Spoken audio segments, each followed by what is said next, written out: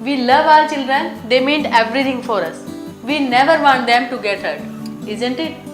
And that's why we try to make them aware and secure of the things and the dangers which we have already experienced. Sometimes it is quite necessary to stop them or advise them. For example, to stop them from touching the electric gadgets barefooted or to play with the matchsticks. But if we are too much careful about our children, then why do we complain not to be listened by them? Because they don't want to listen advice.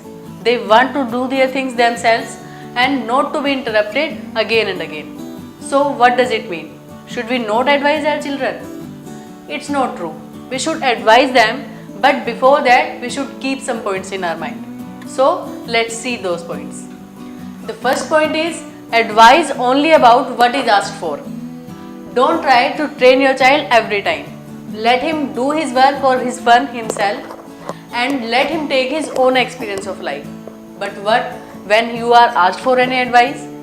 Of course, help your child, but talk about to the point only. For example, your child wants your advice for the cover page of his project. Then discuss about the cover page only and not about the whole project. And let him do it by his own. And the second point is think before advice. Some of the parents are very quick and impulsive to advise their children every now and then. They advise them how to eat, how to walk or how to talk. What do you think? These children are the perfect ones? No. Instead, they are more frequent to commit the mistakes because they are failed to gain their confidence.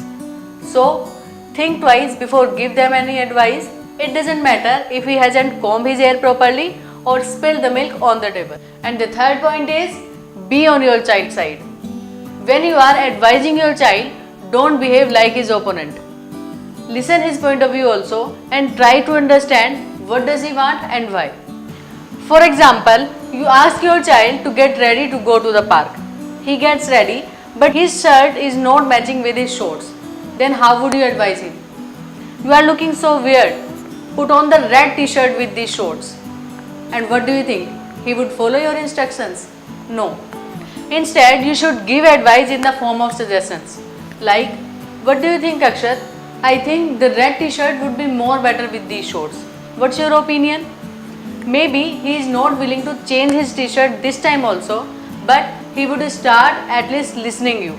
And he would not feel that you are imposing your opinion on him. And the next point is, let him be his own. We make a mistake if we want to shape our child like ourselves. We should remember that he is a different person and he has his own qualities and his own limits. So, help him to be his own and don't try to make him your copy. And the last but not the least, don't try to impress others. Some of the parents are against their children because they are not as smart, active or intelligent as their friend's child. They are behind them to correct and mold them according to any other child.